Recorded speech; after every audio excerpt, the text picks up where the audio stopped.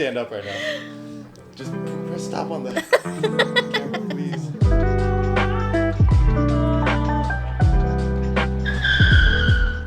Have you always wanted kids? I did, but then I didn't, but then I did. I went through this weird back and forth. Yeah. I think, yeah, when I was in like high school, I was like, yeah, I could see myself having kids and having a family one day. And then in college, I went through stuff. And then I was like, I'm just going to be single because dating is hard. And I don't like that. It's too hard. And I just, being single will be for me. And then 2 of my closest friends got engaged. And then I was like, oh, I think I want to be married one day. So I went through this weird like back and forth thing. But I think for the most part, yeah, I'd say I've always been kind of like more leaning towards like a family man kind of thing. I think you'd make a really good dad. You think so? Yeah. I think I'd ruin their lives. Why do you think that? You wouldn't do that. Do you not know me? I do know you, and that's why I'm asking. I do. I think you'd make a really great dad. I joke. I think I hope I will be humble. I hope I'm gonna be a good dad. Yeah. But one step at a time. I'm not even engaged yet. Yeah. Engaged Fair. yet. Now It's good to know. It's good to know so that if you do meet somebody that you know the answer to that question. if we're talking about being a father to baby cheetahs, that's another story. Yes, that's right. Absolutely. For sure. We're ready. How would you even go about like, because they're not at PetSmart. Well, I think we have to look at state law, whether it's even legal for us to own it. Who cares about the law? I'm more worried about the logistics of how am I gonna get my hands on a pet cheetah. No, Joe, no. You care about the law. Sure. Yes. Okay. Sure. All right, you know we're on air, right? There's gonna be like 3 people watching this. You set up a camera and everything. There's gonna be like 3 people watching this. Have you invited me over here to incriminate me? Hypothetically, this is all a hypothetical scenario. If I were to try to get my hands on a baby pet cheetah, I would have to get a guy, huh? What is that? What? What does that mean? You know, like a cheetah guy, like an exotics pets guy. Oh. You don't have one of those? Don't you know I do have a cheetah guy? Why are we No, I don't have a cheetah guy. But like, how would the cheetah live in your home? It would want to run free. Is there secret land I don't know about? Bro, you can't even run laps around. You can run laps around the table, we'll be fine. Yeah, okay. Yeah, I'll probably have to get a bigger Maybe apartment. if it like stayed that size forever and wasn't a wild animal, sure. I think you can domesticate them. Yeah, but should you domesticate them? Are they meant to be domesticated? Maybe if it was like an injured cheetah, like, and there was no other way for you to like help it into a facility that could meaningfully take care of it. Buddy, you don't have the money for cheetah food. What do cheetahs eat? Meat. I got beef in the fridge. If it gets hungry, it's just gonna start nibbling on you. This is what I was missing from my vision board. I don't have enough space. Me neither. Me neither. I'm like, if I put this here, it's gonna make my vision board look ugly. I don't know, guys. This is where we're at. All right, walk me through what you got so far. Okay, what I got so far. This is my vision board. In the center, it says, inspire, rising above the noise to embrace a life of purpose, belonging, meaning, and hope. And then below it, it says, why are you alive? I think your purpose and knowing your why and why you wake up every morning is really, really important to how you live your life and what values you create so that you can be really intentional about how you're spending your time.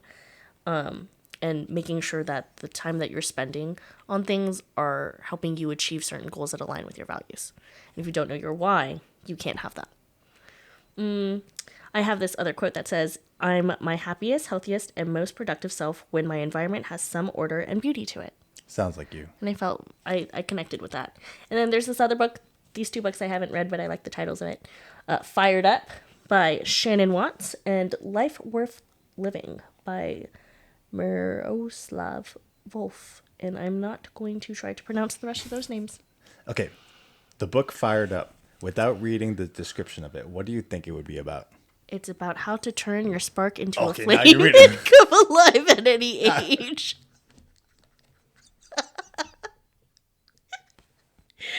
I came up with that all on my own. That sounds so professional. How did you think about that? I don't know. I'm just, That's- I think on my toes well. All right, I'm going to slap this on the back of my vision board because I don't have Oh, that's true. You're right. We have a back. Why limit ourselves to just the front? Right? Be a dreamer. Right. Dream big. Dream big. Don't let limitations hold you back. Yeah. Think outside the box. Break the law. Get a pet Yeah. cheetah. Is that your form of self-love? Buying a pet cheetah? Yes. And how is the cheetah gonna get left in the right conditions? How are you now that we're talking about, we're back on track.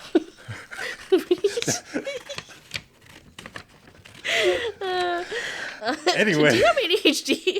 Do we? Do we? This is So- the thing that I was missing from my vision board. That's really cool. Friends. Friends. That's why I Yeah. put it by itself in the back with my name because that's the most important part. Yeah. It's Friends. people.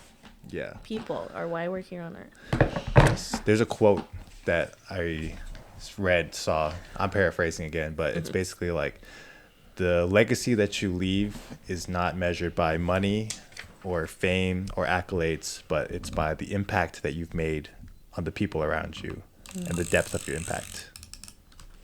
I think that's real success. Yeah, absolutely. Yeah, money doesn't matter, Yeah. but I love the quote that, some people are so poor that all they have is money. Like, it is not everything. that's true. There's so much True. more to life. More But money, man, more problems. Money would be nice right about now Yeah. because gotta pay I'm poor. bills. Yeah. You're bored. Poor. Poor. I was Poor. going to say, we just made a pretty awesome vision board and you're bored. No. This is pretty fun. This is fun. I had a good time. This was fun. We should show our vision board to the Alright. camera. Yeah, I think yeah. this is very reflective of our personalities. This is good. Yeah. I like this. I kind of want my house to look like this. We could do that. We could do that, right? We could do that. I can renovate it for you. Oh, you're a renovator now. Oh, please. Love that. I could do it. You're tall. I mean, realistically, building those shelves, you could buy shelving like that and build the center mantle. Yeah, we could DIY it. You could DIY that. The chairs, pretty easy. I can get you those chairs. From where? Your baby cheetah guy? I got a chair guy. You got a chair. I need to meet some of these guys. What about the chair women? Don't you have chair women somewhere? I don't have chair women. I should get a chair woman. You should get a chair woman. Yeah, I can get you a table like that too. The decor you'll have to get yourself. The chandelier, I could probably get one like that for you too. Yeah. Is that a fireplace in the middle, or It what is. is it? Okay. but it needs a little bit more character. It's a little bit too monotone, almost neutral. You need some pops of color everywhere. Yeah, and it needs to look a little bit more homey. I want my home to look like a wizard has been on many adventures and travels, and it's like that's their home. This is a little too clean for that. Yeah, I think if you took all the stuff off of those shelves and you put your own like little, because I know you guys have a collection of random stuff like in your cases and stuff like that. If you put that stuff on the shelves, put your own artwork on the walls, yeah, I think that would. And then maybe like that centerpiece, instead of having it that monotone brown, do a little pop of color on there. I think that would be perfect for you guys. Interior designer. Joe. You know me, just the best at everything I do. Just kidding. What would you say is your competitive advantage? What is the very best, what you're very best at? I think I'm really good at trying new things. I'm not afraid to trying stuff. I think that's my competitive Yeah, advantage. you're fearless like that. Because a lot of people, they don't want to try things because they're like, oh, I'm not going to be good at it though, so I don't want to try. I say, it would be funny if I'm not good at this and I try anyways. Because I love that though. it would be hilarious. Like, if I don't know how to play a sport and they're like, oh, let's play. I'd be like, wouldn't it be so funny if I totally messed this up? Or if I'm singing and I don't know this song, I'm like, I'm just gonna try it. And wouldn't it be hilarious if I say all the wrong words? Like, Yeah. so I think my competitive advantage is just I am fearless when it comes to trying new things. No, that's great. I think there's power to that. Because winners lose and fail more than losers lose and fail, right? You have Where's to be that from? okay. Where's that from? I don't remember. I've heard it somewhere. Because I It's read not for me. that It's not mine. read that exact same quote online like 2 days ago. Really? Yeah, no joke. Yeah, I don't remember where I saw that from, but I read that exact same quote line Yeah. for line. That's a good one. That's so true. I'm very risk averse, so I'm very afraid to try things. So I admire people who do that. But I also know what I like, and I also know what I'm fairly good at. But I think I need to be better about challenging myself to do scary things or things that I think are scary. Because, like, how do you grow unless you challenge yourself? That's true. Yeah. What are these? People stickers? Yeah. They got people on them. Oh, this is the... Yeah. I see. Tight. Yeah.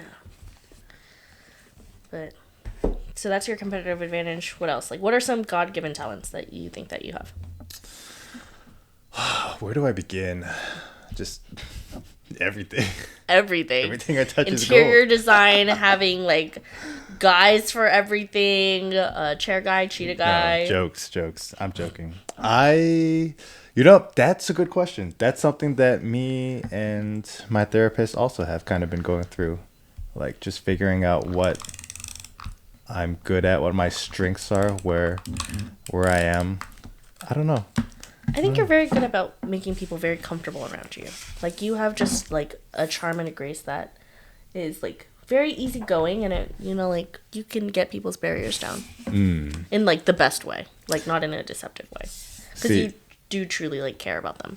I was going to say that about you Oh. because you genuinely do that with everybody. That's why everyone's your friend. Only on Tuesdays. Not Wednesdays. It's Friday today, though. Yeah. But it's just you, so it's all right.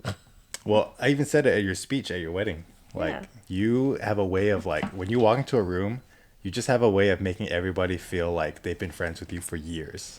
Like, I don't know how you do it. But you just do it. I don't know. I think that's natural. Do you think you could learn that? Like, is that a teachable skill, do you think? Oh, yeah. I feel like just about anything is teachable. You just have to be willing to go for it.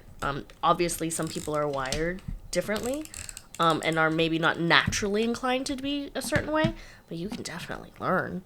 Like, I think there are a lot of communication accounts on like Instagram, YouTube, right? Just businesses. There are whole businesses around teaching people how to communicate well, and it starts with that. You can learn self-confidence. You can gain self-confidence. You can learn good communication skills. What you can't teach is core values. I mean, I think that's something that, you can change over time, for sure, and grow in as you get older and mature or things happen.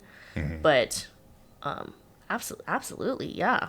So you think people could learn to have that kind of, like, warmth and welcoming, like, attitude, I guess, in a way? Yes, Oh. I do. Okay. I think, but you have to be willing to do the work for it. It's a lot of work. It's a I will say that. lot of work. It's a lot of work. And some people aren't willing to put in the work, and that's okay. That's a choice. That's their choice. Do you feel like you had to learn it personally, or was that something that you feel like was a more natural, like, God-given talent for you? A little bit of both. Okay. I am naturally an introvert. I love just being at home with a book, a cup of coffee, my cats, and, like, a nice little candle, right? Okay. That is my perfect day.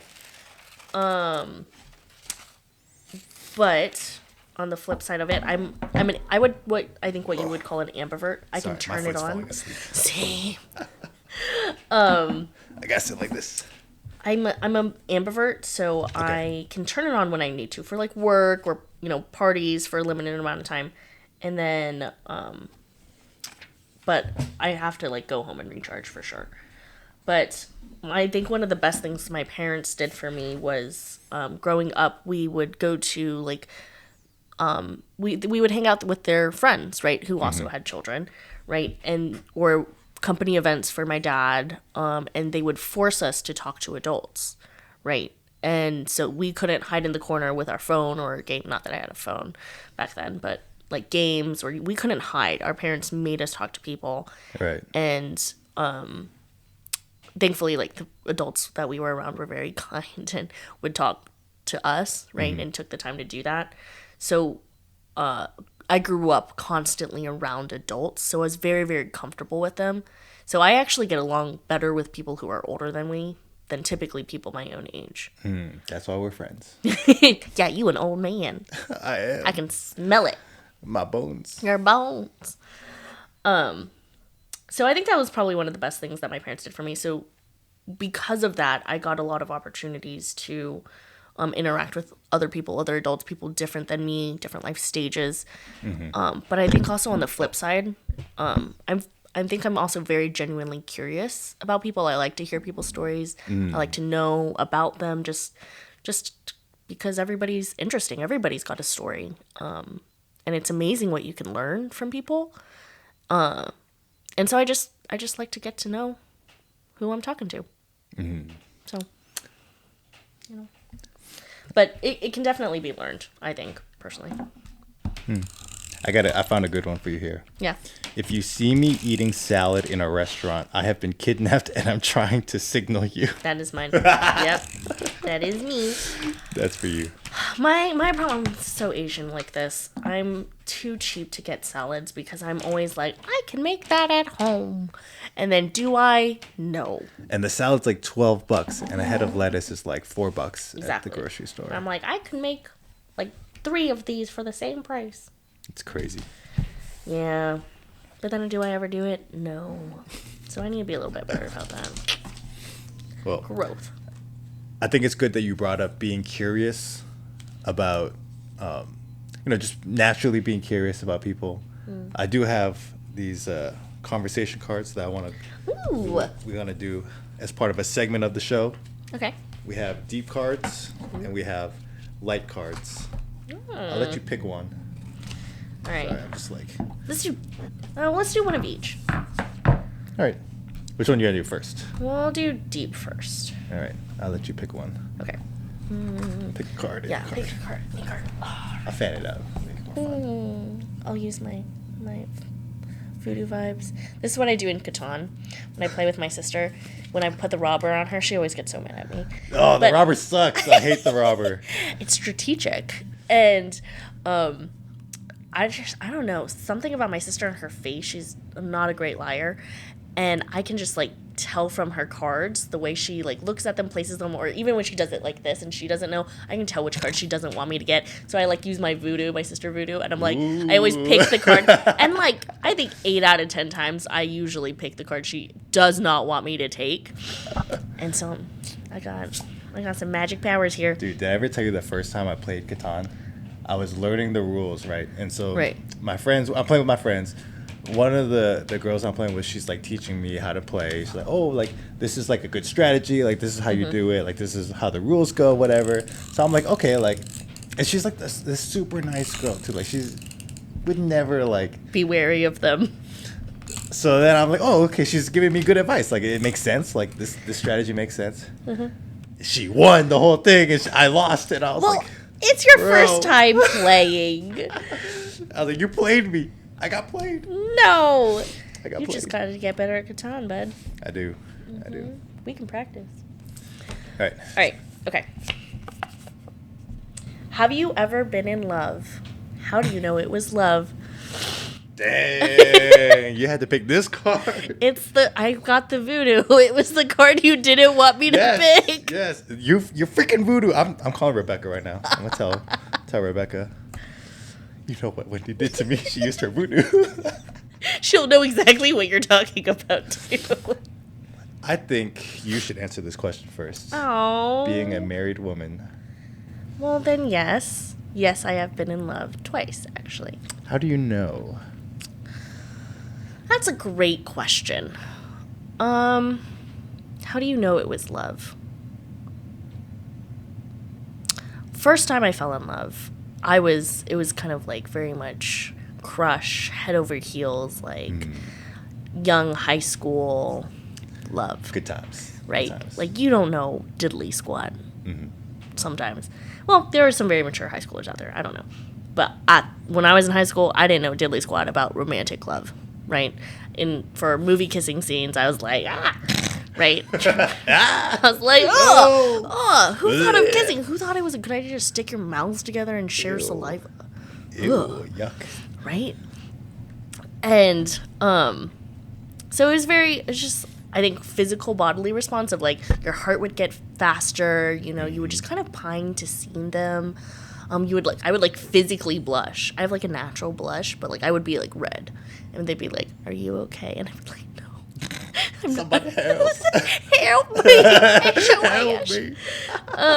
Help me! Help me! So it was very one-sided love. Okay. It was one-sided love. Right. But they were all I could think about. If they texted me, like, my heart would literally flutter. I would be waiting all day by the phone, right? I would just be so excited and, like, couldn't help but smile when I saw them, right? And yeah, it's just, I think, natural, immediate responses. But I think that's when you're at a young age. That's very natural, right? I think as we got older, when I reconnected with Colvin, it was a slow burn, right? Slowly but surely, like, he loved through actions more than words. And that was very, very meaningful. Like one of my, there are so many moments, I can't even think of a single, like, a big impact moment that I was like, oh my gosh, I love this person. I love Colvin, right? It was a lot of little things built up that he would do things or say things, and I would just be like, oh my goodness, I love this man. Like, Colvin, within a month of us dating, he was like, oh, I love you. And, like, he didn't pressure me to say I love you back or anything, but I felt bad not saying it, so I was like, oh, wait, I love you too. And then I, like, really thought about it. I'm like, that's a really crappy thing to say if it's not true. And, like, we, like, sat in the car later, and I was like, hey, I have to tell you something. Like, it's not going to be the greatest thing to hear, but when I said it, I love you too. Like, I wasn't really thinking about it too much. I just kind of reflexively said it. Right. And I don't think it's fair to you to believe that I love you at a certain level when maybe I'm just quite not there yet. I really, really like you, but I don't want to use the word, I want to use it sparingly so that when I do say it, it means something. But it was very much over time. Like, one time I was late for a friend's birthday party, and I had, like, fallen asleep, and he had woken me up a little bit later, and I had, like, overslept, and he had let me sleep, and he had wrapped this present for me, like, the friend for my birthday party, that he was not going to. He was not going to this birthday party. He wrapped the present, put the card all nice. He was like, hey, here's a cup of coffee. I wrapped the present. I warmed up your car. Drive safe. You might be a little bit late, but drive safe. Text me when you get there. And I thought that was really, like, that was an early part of our relationship of, loving through action, right? So it was very much over time. Also, we have the same values that we talked about that first date. And granted, we also knew each other, previously. That helped. We had a baseline of friendship. Yeah. And so we talked about values. We talked about family. I told him, because our intention of dating was to marry.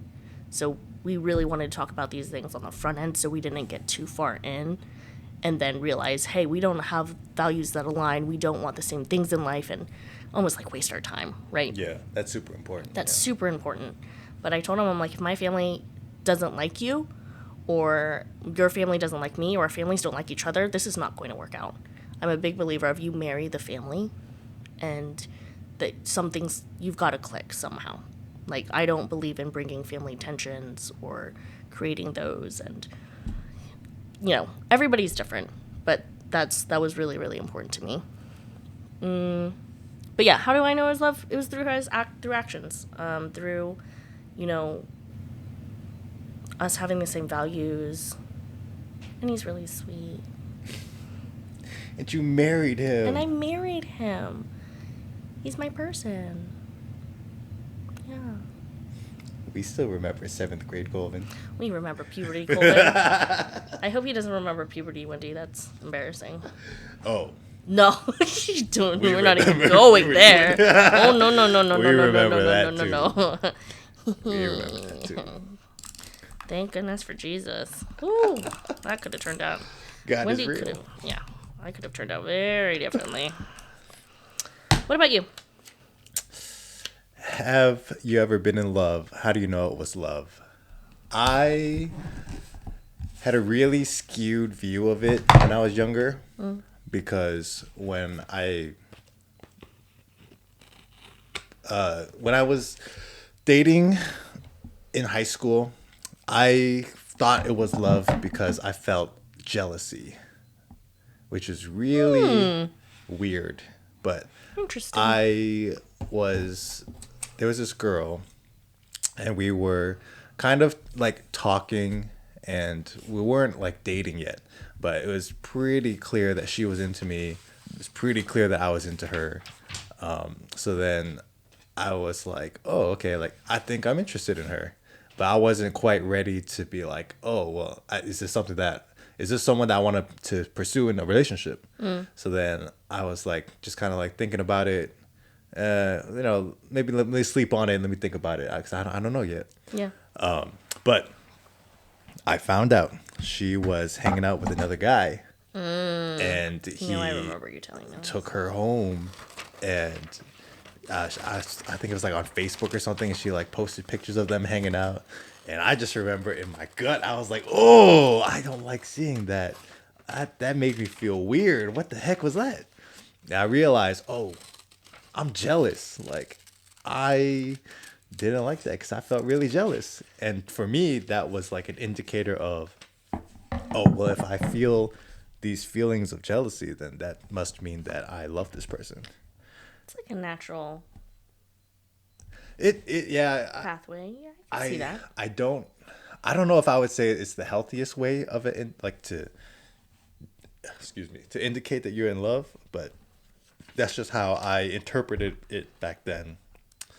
Now, I think it's different. I don't exactly know how I would describe it, but I think one way to know that it's love is when that person becomes more important, like, to you than you are willing to put that person in front of your own needs. I think that's one way of saying a feeling like you're in love with someone. Yeah. Yeah. I think also like a big part. I was just kind of thinking of this like I'm like really trying to think about like a moment where I was like, oh yeah, this is when I fell in love, and like it's very very gradual. But I think I realized at one point I was like, oh, like like Colvin loves me the way Christ loves the church, which is, and like obviously he's imperfect in every way as I am, right? Both sinners, but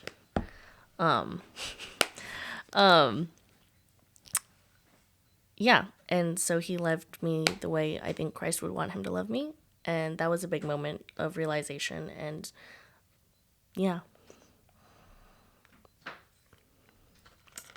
Yeah.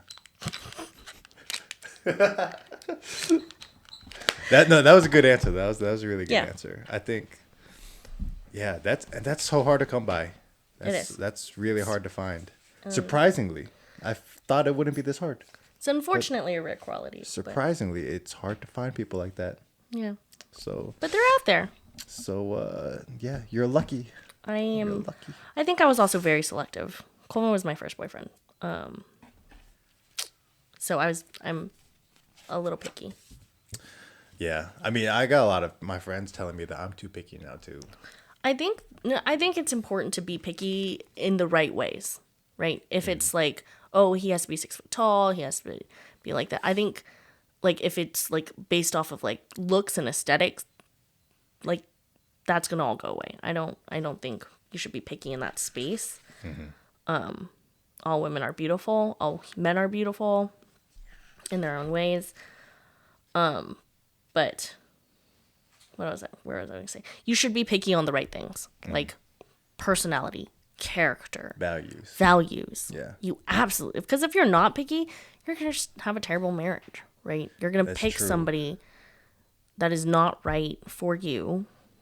And if you have kids, like, you really impact people generationally, right? And that's not what anybody wants. You can choose.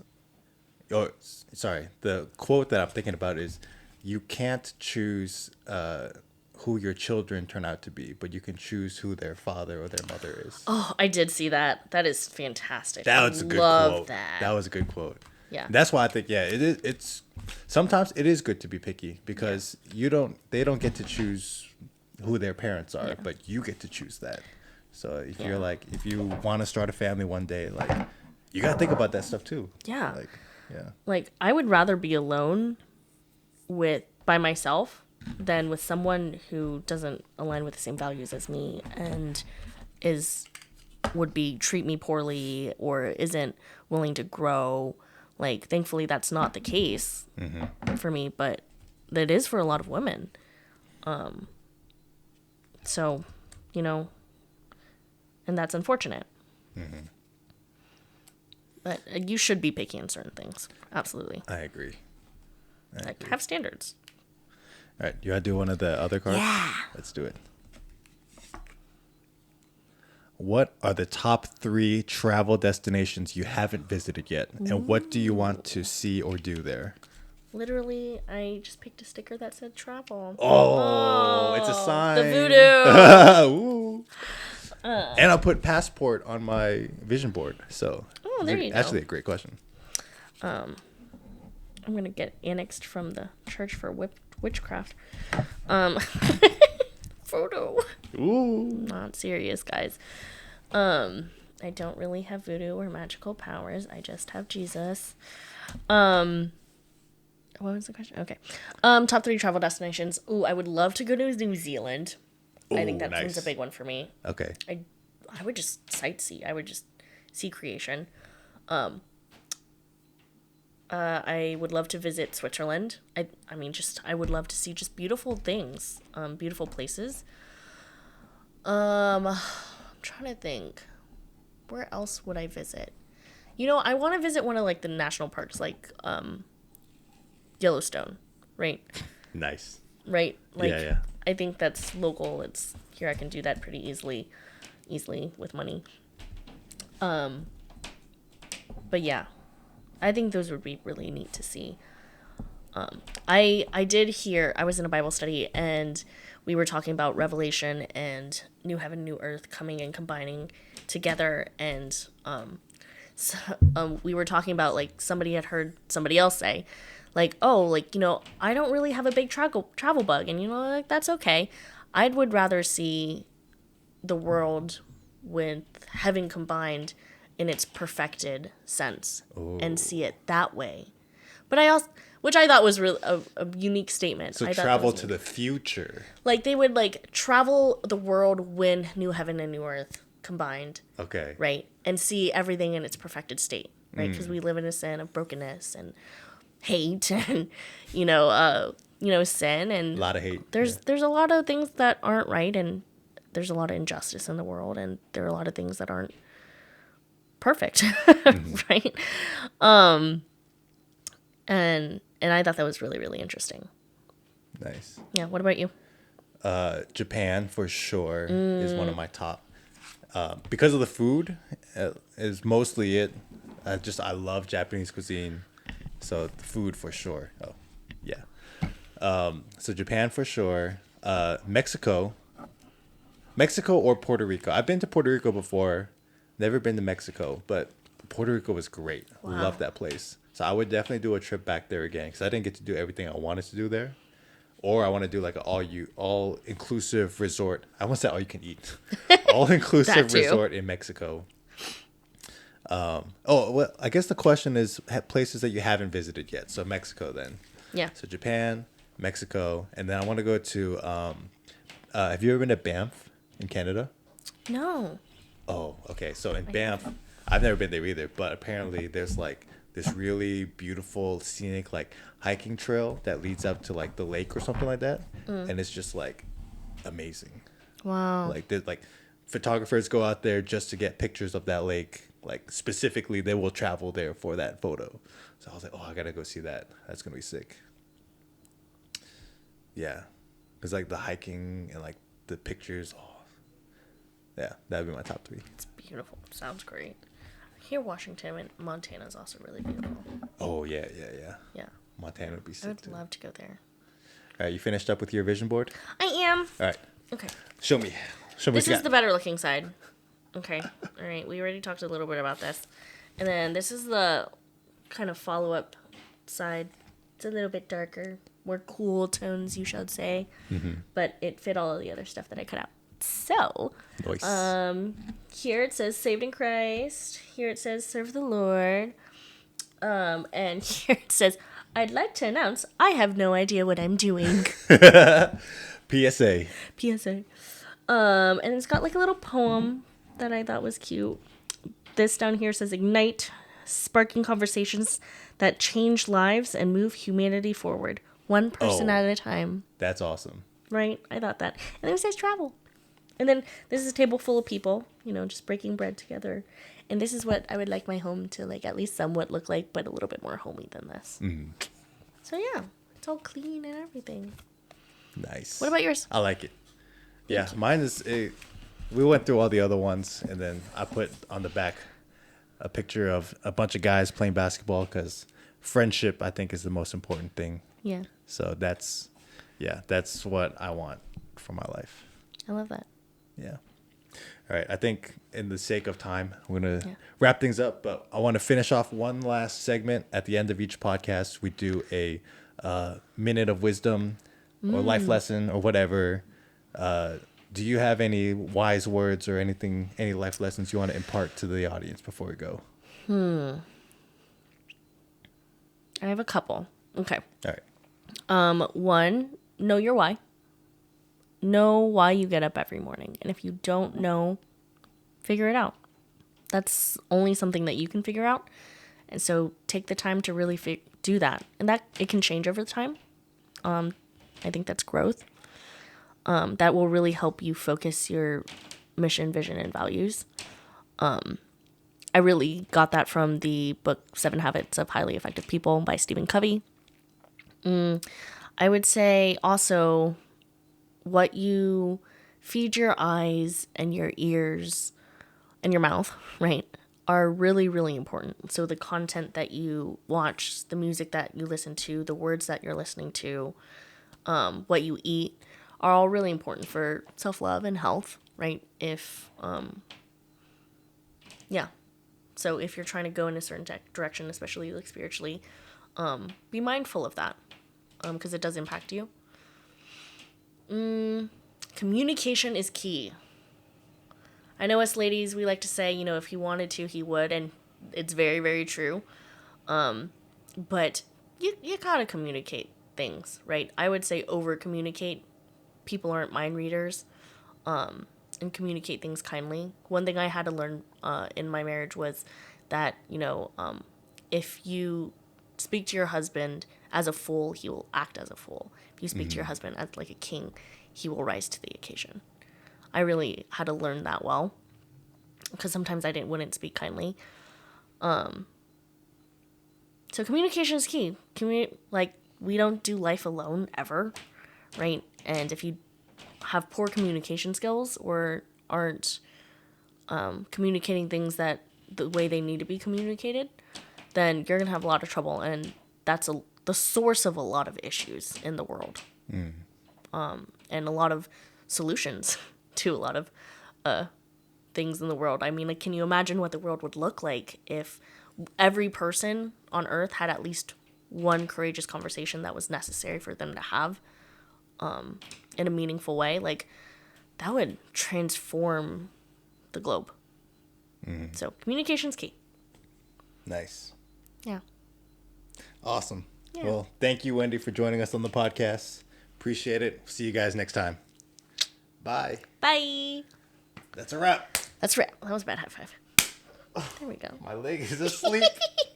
I can't get up. Oh no. Colvin, Yes. can you stop the camera, please?